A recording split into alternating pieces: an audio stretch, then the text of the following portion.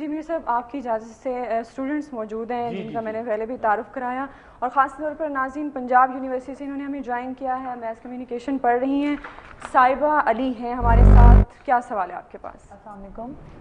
میرا جو آج کا سوال ہے وہ لیاری کے ایشو پہ ہے کہ لیاری کے ایشو پہ ہے.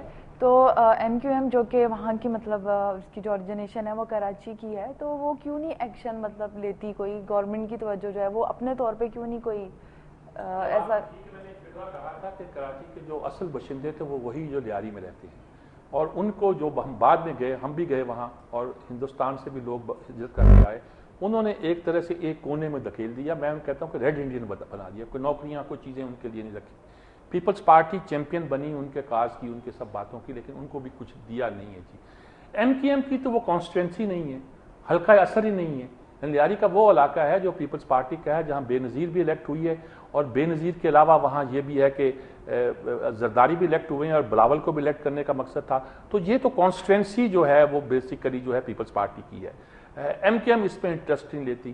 ایم کیو ایم کے بارے میں یہ خیال تھا کہ ایم کیو ایم کو یہ یہاں سے ایک طرح سے پہلے یہاں کارروائی کریں گے تو کہا جائے گا کہ اپنے ہی علاقے میں کارروائی کی گئی، اور یہ اپنے مخالفوں کے خلاف کارروائی کر رہے تھے. وہاں گینگ وارز اور بہت کچھ چلتا ہے، اور رزلٹ اس کا عجیب و غریب نکلا ہے. جی تو ایم کیو ایم کا تو کوئی انٹرسٹ اس علاقے میں ایز اٹ ہے ہی نہیں، اور یہی دکھ کی بات ہے کہ سب اپنے اپنے علاقے میں محدود ہیں.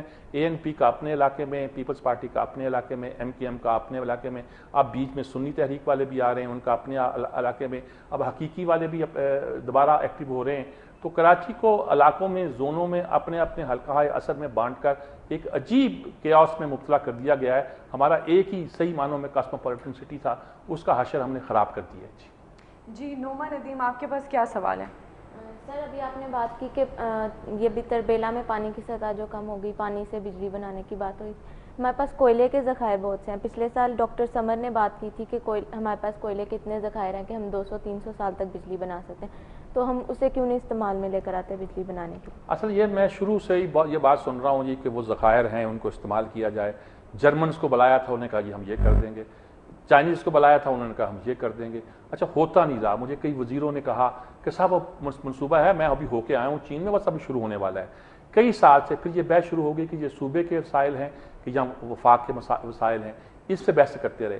اب یہاں یہ ہو گیا ہے کہ سمر مبارک مند کہتے ہیں جی کہ ہم نے ڈی گیسیفیکیشن کر دی ہے.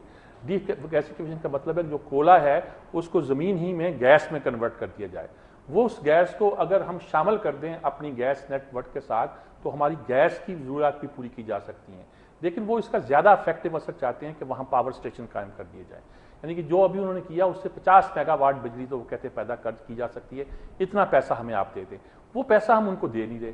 اچھا حکومت کی مصلحت کیا ہے، پالیسی کیا ہے، انہوں نے کیا ہائی تھنکنگ کی ہوئی ہے، یہ پتہ نہیں چلتا. سستے کام کی طرف تو وہ آتے ہی نہیں ہے. جی اس میں ہو سکتا ہے کہ براہ راست کچھ پیسے نہ بنتے ہوں، صاف بات ہے. سیاستدانوں کا تو کوئی نہیں، کسی پارٹی کا بھی ہو، یہی دکھ ہوتا ہے، یہی ہوتا ہے کہ اس کام پہ ہاتھ ڈالتے ہیں جس پہ پیسہ ملتا ہو، وہ ان کو مل نہیں رہا ہوگا، اس لیے خاموش بیٹھے ہیں اور دیکھ رہے ہیں کہ اس کو کیا کیا جائے. رزلٹ یہ ہے کہ ہمارے لیے ایئر کوریڈورز موجود ہیں، شمسی توانائی کے لیے ہمارے بہت سے ذرائع موجود ہیں. ابھی لوگوں نے گھروں پہ لگانا شروع کر دیے ہیں جی، پینلز لگا دیے ہیں اور بہت سا حصہ جو ہے وہ شمسی توانائی سے چلاتے ہیں. یہ کوئی مشکل کام نہیں رہ گیا جی. اب وہ ٹیکنالوجی انسٹنٹ سستی بھی ہو رہی ہے. ہوا کے ذریعے ہم ساحل پر بہت سا کام کر سکتے ہیں، ہم جہاں کر سکتے ہیں. چنیوٹ کے علاقے میں ایک کوریڈور ہے جہاں کر سکتے ہیں، ہم کرتے نہیں ہیں جی. اگر ہم اس کو کر سکیں تو میرا خیال میں ہم اپنی بہت سی ضرورتوں پہ قابو پا سکیں گے. پن بجلی سب سے زیادہ سستی ہے جی. ہمارے آبی ذخائر پر ایک طرف آبی ذخائر نہیں بناتے جی. کالا باغ اس کی نظر ہو گیا، بادشاہ ہم نے بنایا نہیں. اچھا رن آف دی ریور پہ یعنی چلتے دریا پہ بھی ہم بجلی پیدا کرنے کے منصوبے لگا سکتے ہیں، اور بے شمار اس کے اپرچونٹیز ہے. چھوٹے چھوٹے جو شہر ہیں پہاڑی علاقوں میں، وہاں تو مقامی طور پر اس طرح کی بجلی پیدا کرنے کے رات کو وہ تختہ اٹھا دیا گیا، بجلی پیدا ہونی شروع ہو گئی. چھوٹا سا قصبہ ہے، شہر ہے، اس کی ضرورتیں پیدا ہو گئی، دن کو بند کر دیا گیا. تو اس طرح کے پروجیکٹ بھی ہمارے یہاں موجود ہیں، لیکن ہم نے اوور آل ایک سائنٹیفک بنیادوں پر اس پہ کام نہیں کیا. ٹھیک آپ کہہ رہی ہیں. جی ساحرہ سلطان، آپ پنجاب یونیورسٹی سے ہیں، بہت شکریہ جوائن کرنے کے لیے. ہمیں کیا سوال ہے آپ کے پاس؟ سر میرا اپنے حکمرانوں سے یہی سوال ہے کہ دیکھیں سردیوں میں ہمیں گیس کی لوڈ شیڈنگ فیس کرنی پڑتی ہے، اسپیشلی رمضان اب جب آنے والا ہے. رمضان میں جب افطاری کا ٹائم ہوگا تو بالکل ہی گیس چلی جائے گی، اور اب غیر اعلانیہ اور اعلانیہ بجلی کی لوڈ شیڈنگ ہے. صنعتیں بند ہو گئی ہیں ہماری، कारखानों को ताले लगे हैं, लोगों के घरों के चूल्हे बंद हो गए हैं, और आज जो है शारजा में भी खवातीन ने एहतजाज की है। तो आखिर ये हुक्मरान हमारी बात सुन क्यों नहीं रहे? हम कहाँ जाएंगे, अवाम कहाँ जाएगी? अगर यही अवाम की आवाज़ नहीं सुनेंगे तो अवाम का क्या बनेगा?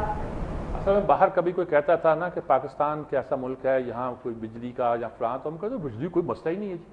बड़े फ़ख्र से कहा करते थे वहाँ एयर कंडीशन भी चलते हैं, वहाँ बिजली भी है, लिफ्टें भी चलती हैं। तो बहुत से लोग हैरान होते थे। मुझे याद है स्टेडियम में एक खातून PhD कर रही थी पाकिस्तान पर, तो वो पाकिस्तान के जो सदर से उन्हें मिले, वो बता रहे थे कि वो इस बात पे हैरान हो गई कि पाकिस्तान में सब चीज़ें मौजूद हैं। उनका एक अजीब कॉन्सेप्ट था।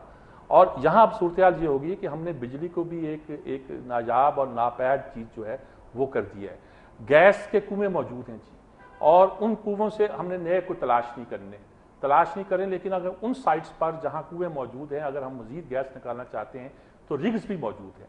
हमारी पॉलिसी इतनी गलत है कि हमने तय किया था कि हम $4 पर यूनिट जो भी होता है पे करेंगे, और उस पर उन कंपनियों ने वहाँ नए कुएँ खोदने थे, यानी उन्हीं जगहों पर जहाँ गैस मौजूद है। वो इसलिए नहीं खोद रहे कि हम $2.5 दे रहे हैं। अभी डॉक्टर आसम कहते हैं अब हमें $6 देंगे, वो काम शुरू कर देंगे। अब हमने किया क्यों नहीं? 4 साल आपकी हुकूमत को तो अंदाजा हो जाना चाहिए था कि इनको पैसे देंगे तो नई गैस आएगी, तो नए ज़राए आमदनी पैदा होगी। हमने प्लानिंग ही नहीं की। हम इधर से पैसा रोकते हैं, उधर से पैसा कमाने के लिए कुछ कीमतें बढ़ाते हैं, फिर पैसा रोक के उनको देते हैं कि सर्कुलर डेट हमारा बढ़ गया, उसका इलाज करें। कोई एक कंसिस्टेंट पॉलिसी हमने बनाई नहीं है, वरना यही गैस के ज़खायर जो अभी हमारे यहाँ मौजूद है वो ख़त्म ना होते, हम उसे नई गैस वहाँ हासिल कर सकते। और उस गैस का इस्तेमाल ईरान का हमने सियासत की नज़र किया हो, अभी तक 2014 सर पे आ गया, हमने कुछ किया ही नहीं है। चीख दार करते हैं हम कर देंगे, अमेरिका फिर धमकी देता है, फिर खामोशी से बैठ जाते हैं। समुंदर के रास्ते जो LPG आनी थी उसका टर्मिनल था, कोर्ट ने कहा कि आपने शफा अपने बंदों को दे दिया था, वो रोका, अब आप देते ही किसी को नहीं है। इंडिया लगा रहा है यहाँ लाहौर के बॉर्डर पर टर्मिनल, किस लिए लगा रहा है? उनको क्यों चाहिए? वो कहता हो सकता है पाकिस्तान को चाहिए, लेकिन वो गैस थोड़ी देगा, वो वहाँ बिजली पैदा करेगा, लेनी है हजूर ले लो, वरना हमारे यहाँ भी बड़ी इसकी कमी है अभी बिजली की, हम अपने यहाँ इस्तेमाल कर लेते हैं। हम नहीं कर पा रहे सारी बातें, जिसकी वजह से मसाइल पैदा होते हैं। जी बहुत शुक्रिया आप लोगों का, और ख़ासतौर पर नाज़रीन से भी मैं यही कहूँगी, जिस तरह स्टूडेंट्स हमारे साथ शामिल होते हैं, आप भी शामिल हो सकते हैं इस प्रोग्राम में। जो भी सवाल पूछना चाहें मुल्की और सियासी अमूर के हवाले से, थ्रू ईमेल जो है फीडबैक के ज़रिए थ्रू ईमेल आप हमारे इस प्रोग्राम में शामिल हो सकते हैं और सवाल कर सकते हैं, यानी सवाल पूछ सकते हैं मीर साहब से। और अभी मेरे पास एक और भी बड़ा अहम वाक़या कहना चाहिए, सवाल भी है कि पाकिस्तान जुलाई से अप्रैल में 10 माह में भारत को 5 लाख टन जो है वो सीमेंट बरामद कर चुका है। क्या इसको, जैसे आप पहले भी जिक्र कर रहे थे कि सियासत खेलते हैं या अपने मफाद के लिए होता है, ये अमन की आशा है या कोई और बात या कोई और स्ट्रेटजी है? देखें जी, सीमेंट की डिमांड पाकिस्तान की इंडिया में रही है जी, और ये डिमांड जो थी अफगानिस्तान में भी थी।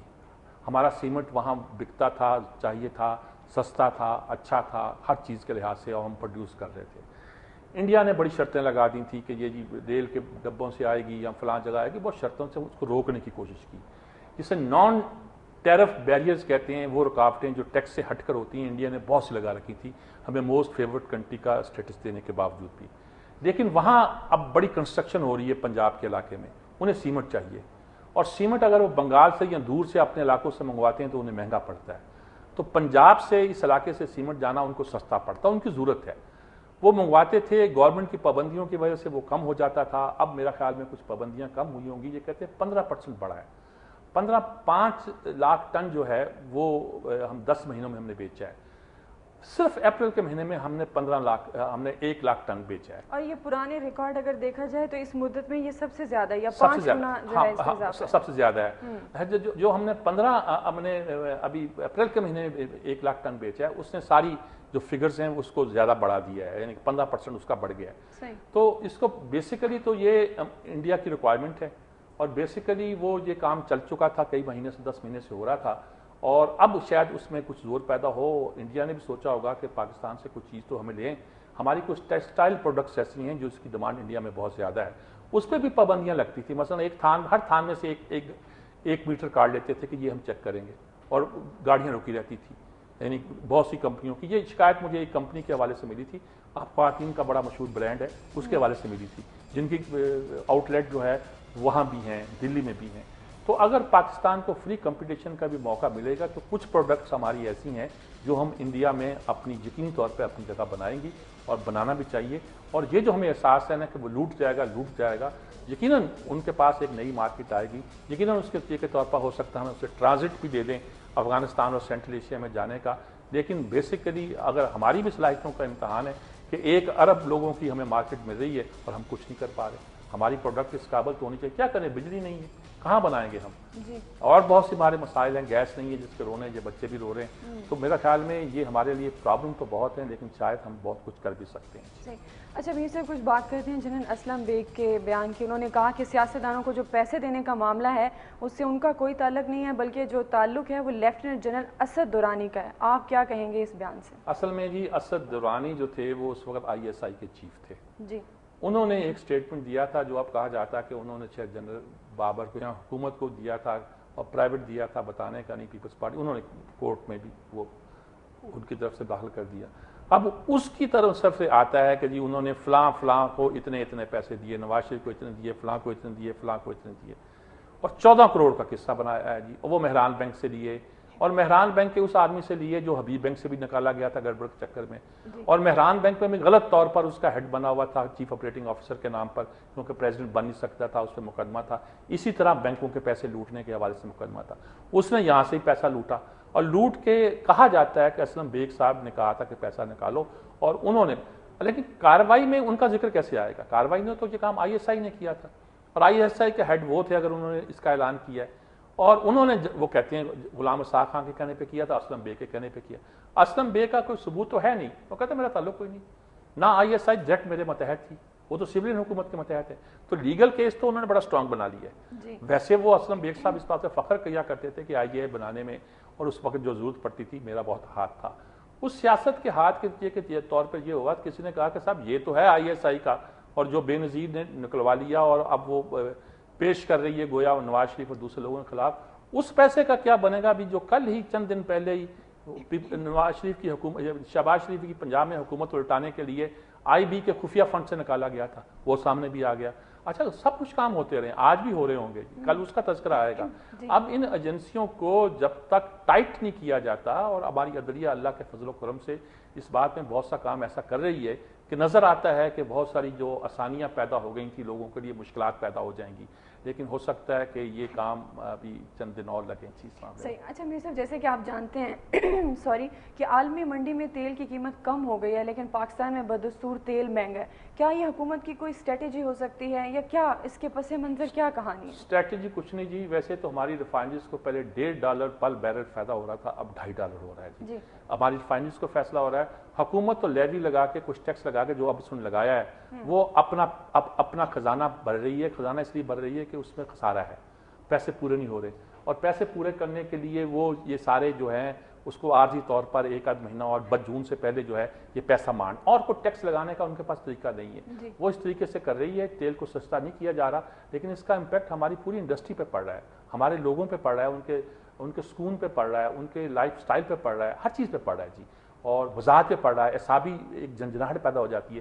5 گھنٹے آپ گرمی میں اگر بیٹھ کے نکلیں باہر تو کیا حال ہوتا ہے جی, آپ کو اندازہ ہوگا. آج بیٹھی ہیں آپ کے بھی UPS جواب دے گئے ہوں گے, آپ دفتر میں اب جنریٹر تو نہیں لگا ہوتا, ہماری تو مجبوری ہے, ہماری مشینری کو جنریٹر چاہیے, ٹھنڈ چاہیے, ہمیں چاہیے نہ چاہیے, اس کو چاہیے, ہمارے کیمرے کو چاہیے, پینل کو چاہیے, ہر ایک کو چاہیے, کمپیوٹر کو چاہیے, ہر چیز کو چاہیے ہوتا ہے. تو یہ مسئلہ یہ ہے کہ یہ بنیادی مسئلہ یہی ہے کہ ہمیں اس بات کو سمجھنا چاہیے کہ کس طرح ہمیں اس مسئلے کو حل کرنا ہے. بالکل میر صاحب, وقت جو ہے وہ ہمارے پاس ختم ہو گیا. انشاءاللہ کل نیکسٹ ویک جو ہے وہ دوبارہ ملاقات ہوگی بہت سارے عام واقعات کے ساتھ. بہت شکریہ ہمیں جوائن کرنے کے لیے.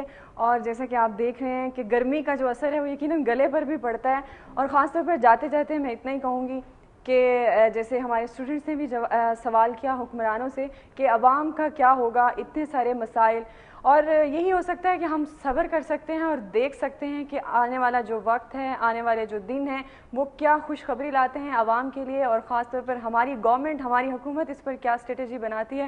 میر صاحب تو بولتے ہی رہتے ہیں, اور میں بھی ان کی شاگردی میں تھوڑا بہت بولنا جو ہے وہ سیکھ گئی ہوں. انشاءاللہ ناظرین, نیکسٹ ویک میں آپ سے دوبارہ ملاقات ہوگی. اپنا ڈھیر سارا خیال رکھیے گا. اللہ حافظ.